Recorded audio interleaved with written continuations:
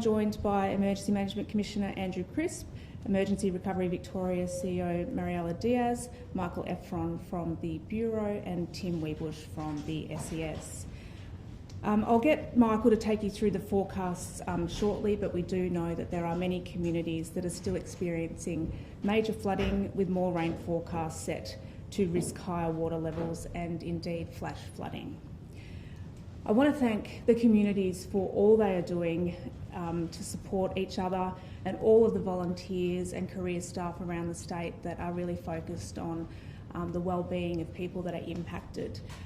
We continue to see the absolute best of Victorians. I've had the honour of meeting just so many people from all walks of life, whether they're experienced emergency response or not, just stepping up in their communities to ensure that the needs are being met, their voices are being heard, and that's something that as Emergency Services Minister I'll continue to do throughout this event.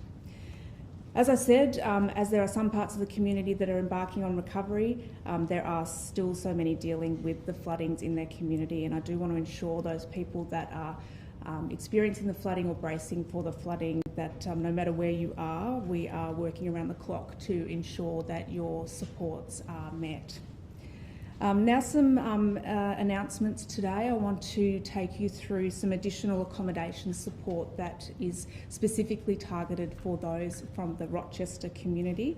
We were able to secure agreement last night in relation to setting up temporary accommodation at the Elmore Events Centre, which is all too familiar to many country Victorians as the venue of the Elmore Field Days. It will be a very challenging time for the Rochester community. Many of those homes are inundated, their businesses are inundated, but having visited there, what they are seeking from government, what they want as a response to this flood event is the ability to stay close to their community, to ensure that they can continue to work, rebuild and be able to stay connected as one, particularly in relation to the young people in town, their schooling options and the like.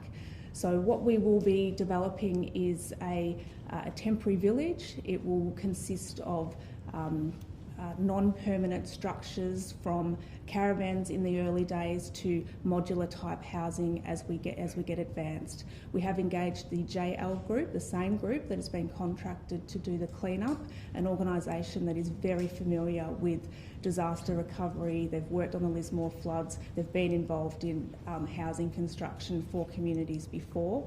So they will work with us to ensure that we are meeting the needs of the people who are wanting to take up this as an option. Elmore is very close, about 15 minutes from Rochester. Some in the community are arguing over whether we should call it Rochester South or Rochester Pop-Up, and I'm going to leave those naming rights to those communities to work through. But this is being generated by the community leaders. This is what the community want. There was options, and some people may continue to take up the options of accommodation in Bendigo, serviced apartments and the like, for example, but the clear message was having a community having the option of staying close together, close to town as they rebuild is something that they have asked for. We will have capacity for around 350 dwellings. It'll start to scale up from the end of the week, and we will respond to need as becomes necessary. So we don't know how many people are going to take up the option, but we want to make sure that everyone has the option and can determine whether it's suitable for them. If it's not, there will remain other options that we'll continue to seek around close to that area as well. And look, there are people from Rochester that have taken up the opportunity to stay at Mickleham at the moment. We have more than 100 residents at Mickleham, and that continues to remain an option for anyone around the state who is displaced, whether it be short term or medium term. In relation to people that would like to make sure that they can register for any of the accommodation arrangements, I continue to remind people to contact 1800 560 760. It's the best way to access advice, whether it's about accommodation options, mental health support, business support and the like. It's a really good one-stop shop to be able to direct you to all of the support that is available. Just in relation to some of the updates, we have now 6 relief centres that are open, and details of those addresses are available on the Vic Emergency website. We have about 410 roads that are closed today. This is a number that continues to change, so again, encouraging people to check their travel plans before they embark on them. But it is day and night work from our crews out there, whether it's repairing roads, fixing potholes and making sure that it's safe for access, particularly for those vital needs. We have 31 schools and 33 learning centres that are closed, but I know that there are local solutions being offered. I know that the Rochester kids got to go on a camp sort of excursion, and lots of schools are working hard to keep their kids together, engaged, and looking at all options for those schools that remain closed. On the immediate emergency payments, we've received more than 32,500 applications and processed more than 14,000 of those, and there are more than 100 people that are on deck helping to process those applications and get the money out the door for people to address those immediate needs.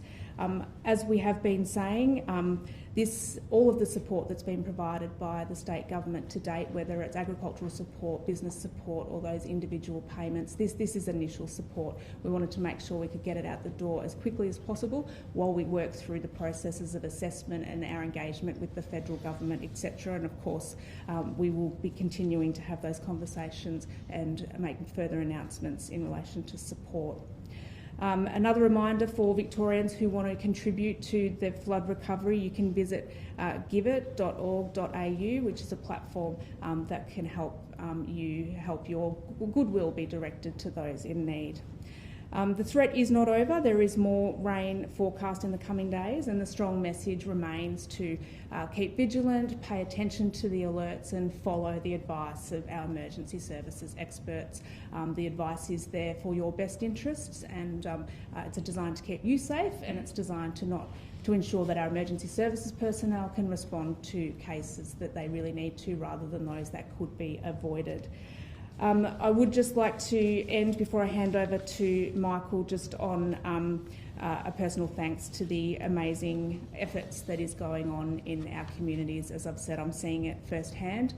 It's incredible, but this is going to be a long journey, and I know people are getting tired and people are trying to look out for one another, and it's an incredible effort, and Victorians should be proud of themselves. So thank you very much, and over to Michael for the latest.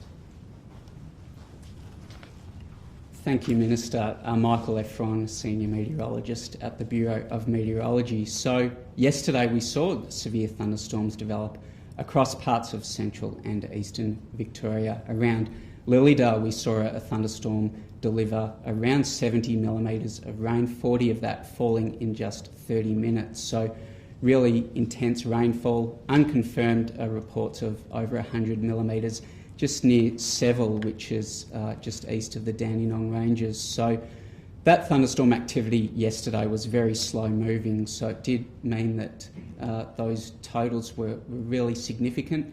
Today we're going to see further shower and thunderstorm activity across central and eastern parts of the state, but those storms will be moving a bit quicker than what we saw yesterday. So we're not going to see as big totals as what we saw during the day yesterday, but in terms of rainfall totals, still the risk of 10 to 30 millimetres across elevated parts of eastern Victoria today. And then as we head into Thursday, we're going to see further shower activity across southern and mountain districts, once again 10 to 30 millimetres across the ranges. So not as wet across northern Victoria, but certainly still reasonably wet across southern districts. And then heading into Friday, we see that rain continuing over southern parts of the state. Some of that actually falling as snow above about 1,400 metres elevation, so some colder air moving across the state. On Saturday we see pretty settled weather over Victoria, so not much rainfall, fairly light winds as well, but that is ahead of another frontal system which moves through on Sunday. We see winds picking up from the north and further rainfall across northern parts of the state, so potentially 15 to 30 millimetres there. And then as we head into next week, I think we'll see further shower activity pretty much all week, especially on and south of the dividing range. So totals each day potentially 5 to 15 millimetres.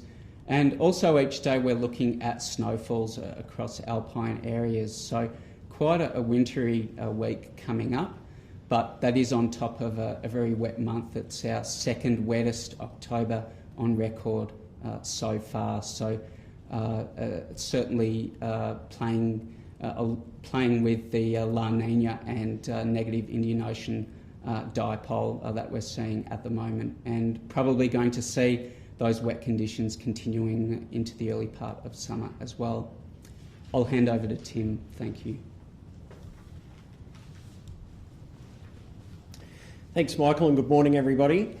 As a result of that 70mm downpour that we saw in the outer eastern suburbs yesterday, SES volunteers did an amazing job responding to over 400 requests for assistance with the support of other agencies such as the CFA. And those 400 requests for assistance basically came within a 90-minute period. Unfortunately, yet again, we saw people attempting to drive through floodwaters. 25 rescues that had to be undertaken in the eastern suburbs yesterday that could have been avoidable. We just need people to make sure that if you come across floodwaters, turn around and find an alternate route. Do not attempt to drive through floodwaters. It may be the last decision you make. As a result of the damage that we saw through some homes in that area, mainly as a result of flash flooding, there were three relocations in the areas of Upwey and Tacoma. And we've now got a relief and recovery point that the Yarra Ranges Shire has set up at Mount Evelyn for affected community members. Obviously, the flooding is continuing still in the north of the state on a range of our river systems. We're about to receive additional support into Victoria today from Western Australia, where we've got 6 specialist incident management team personnel coming into Victoria, along with a replacement boat cruise from Queensland SES, with 10 personnel arriving here today. We saw significant rainfall just across the border in the Snowy River catchment yesterday, and that now has seen a major flood warning issued for Victoria in eastern Gippsland in particular. So we're now going to see the communities of Orbost all the way through to Marlow in particular see that major flooding this afternoon into this evening. Again, we'd ask people in that area to check the Vic Emergency app or go to emergency.vic.gov.au for the latest information. There are a range of road closures that are identified there, and people, particularly at Marlow, will need to find an alternate route back to the Princes Highway, which again is listed in those warnings. On the Murray River, we're still seeing major flooding occurring at Barmer and also all the way through to Echuca. Echuca remains steady at 94.95 metres, and as we've spoken about, is likely to be at that or around that level for the next 2 to 3 days. And it will still remain above the major flood level for up to 7 days. In and around Kerrang, we've seen the water levels recede ever so slightly to now 77.77 metres, which takes it into the upper end of the moderate flood level. But again, we're likely to see some renewed rises in the next 24 to 48 hours that will keep it around that level or just above the major flood level of 77.8 metres. Right across Victoria, as a result of the rainfall that we've seen in the last 24 hours, we are seeing some renewed rises on particularly the Broken, the Campaspe, the Goulburn River at Seymour, Severn and Castles Creek at Euroa, where we're now seeing moderate flooding renewed on those river systems.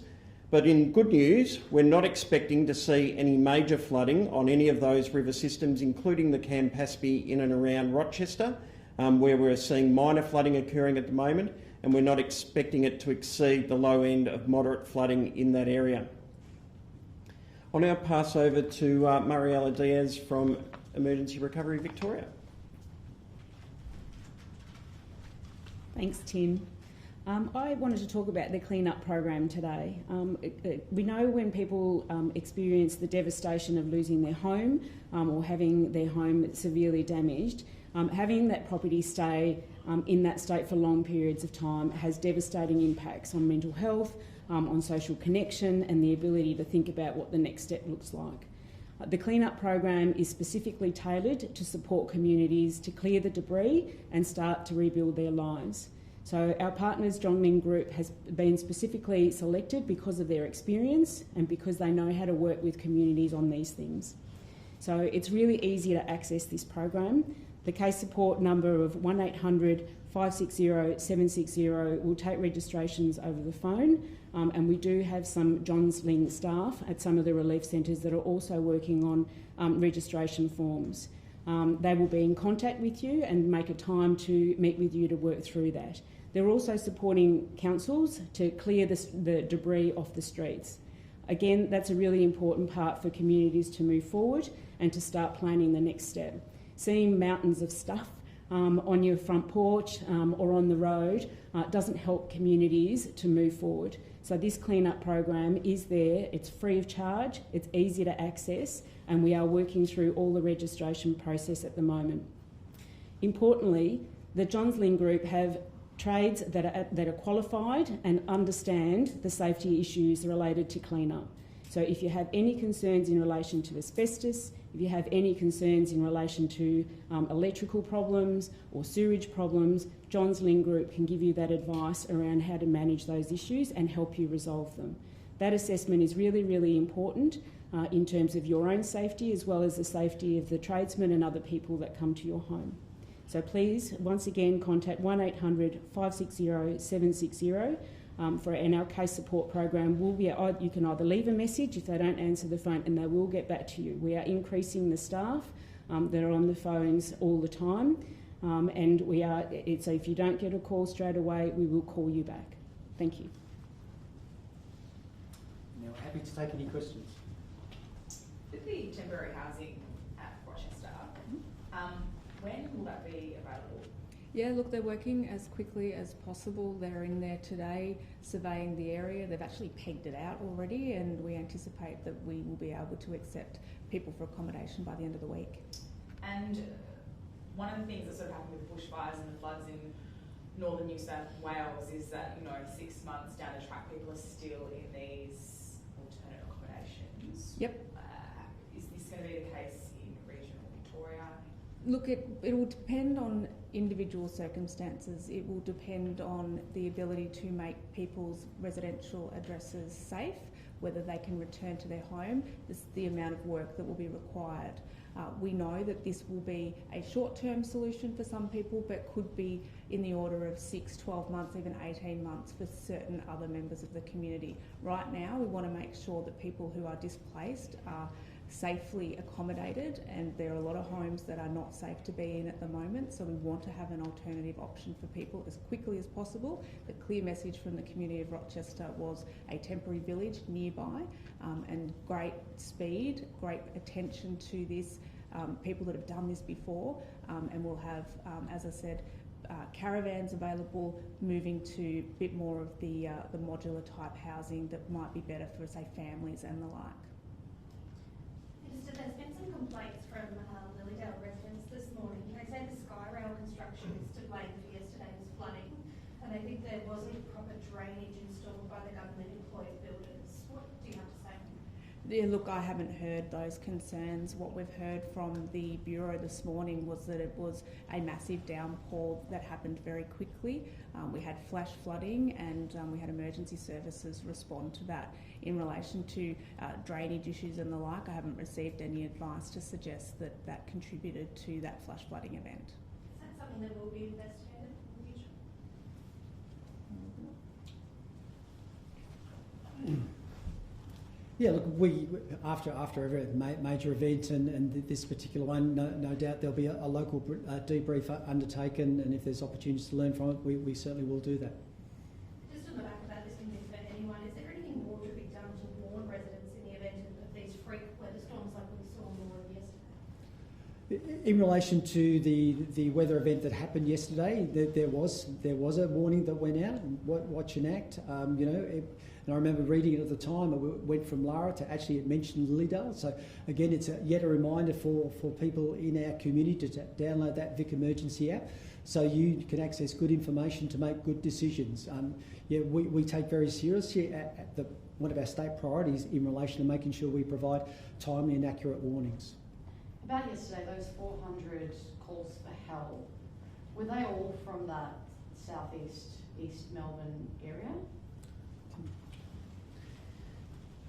So we saw widespread calls across metropolitan Melbourne in the order of 400 requests for assistance. 300 odd of those were in the areas of Croydon, Churnside Park, Murrell Bark, Lilydale, Emerald and Alinda, which were the most affected areas.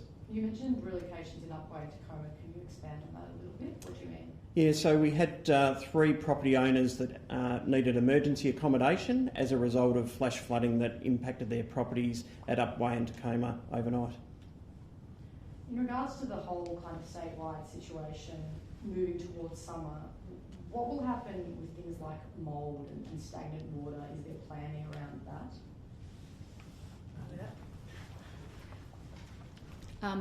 Yes, it's really important to get the health messages out in relation to clean up. So we have Department of Health experts out there communicating about the dangers of mould, asbestos removal. That's why we're encouraging people to register your cleanups, particularly if you've got older homes. Don't try and do this yourself. We've got people that are trained to deal with some of the risks that may be associated with asbestos and the like.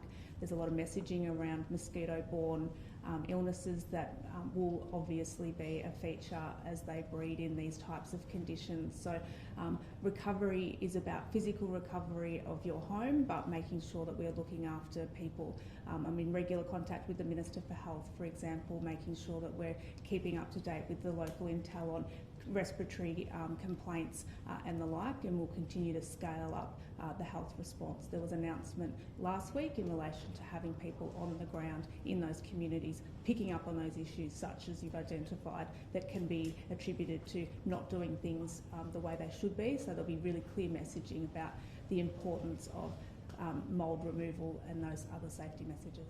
There have been reports, health issues like gastro kind of increasing and sewage going into water. How is community health going to be maintained? That's why there's been additional resources allocated to our public health team that will be deployed into these areas through the public health unit networks. I think that's the term that's called, but effectively those local responses. There are hookups regularly with those health services on the ground because we know that they're going to be stretched, so additional resources ensuring that those issues can be jumped on. There's a lot of warnings about boiling your water if required and etc. So we are very attuned to the risks that floods bring in relation to people's health.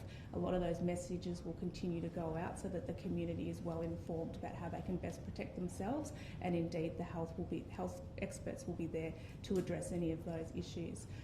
For example, when I was at the relief centre at Bendigo a couple of days ago, there is a makeshift hospital there that is checking people's respiratory issues, flu vaccination updates and the like, really providing that wraparound service for people about their needs, but also their underlying health conditions, and giving them advice about what to look out for as the recovery unfolds. Is there an expected reopening for the Rochester Hospital?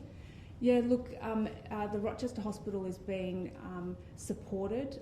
They obviously are eager and ready to help, but don't have patients at the moment because of the impact in that community. But they are well engaged with the Department of Health and are on the ground and will be supported to get back to operations as soon as possible.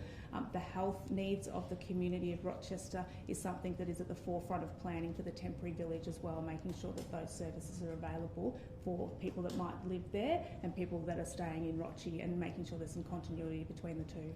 Is the government planning any funding for a permanent living in Echuca? At the moment, we are focused on the needs of that community.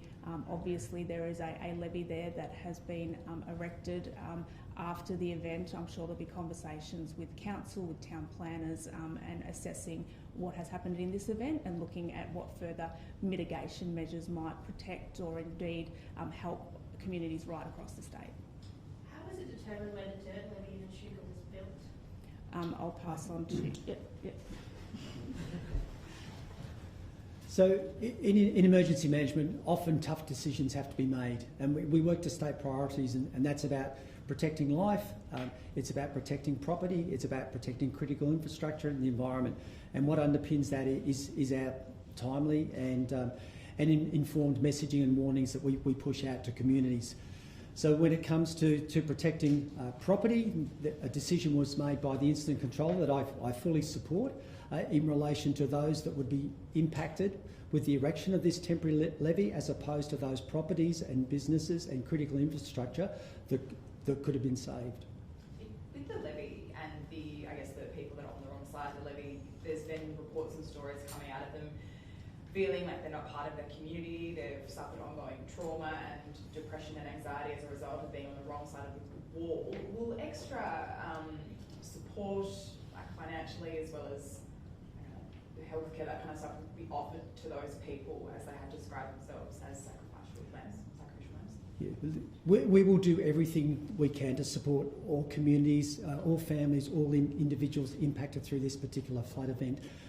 I've been in conversation with the State Response Controller over the last couple of days when I became aware of some of these concerns being expressed, and we will be organising sort of daily contact with those people that have chosen to stay on the wet side, if I could call it that. Again, we will also be looking at how we can engage online with sort of some broader community meetings. I completely understand that it is at times a lack of communication that adds to the angst, and we will do whatever we can to engage with those community members. Are you aware of a block of homes on Goulburn Road at Sugar that lost their fight against floodwaters today? No, I've not been briefed in relation to that. I'm happy to come back to you with more information. I just have one more for the Minister, if that's okay as well. So the New South Wales Premier visited Moana today, but it's Victorian residents, as we just heard, in Echuca before the brunt of this flood. Why hasn't Daniel Andrews visited?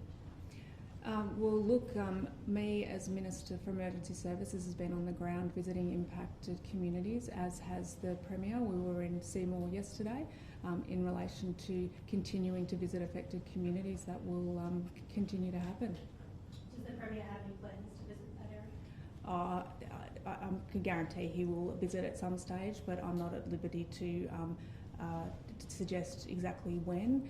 When we plan our events, it's not something that we decide. We are informed by the experts when it's safe to go.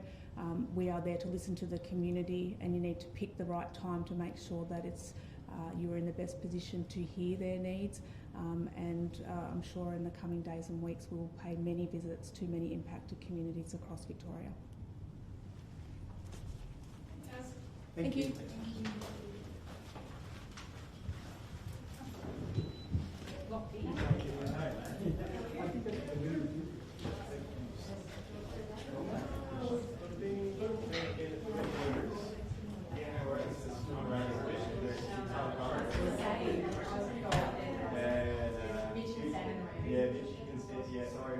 Nice birthday present for him.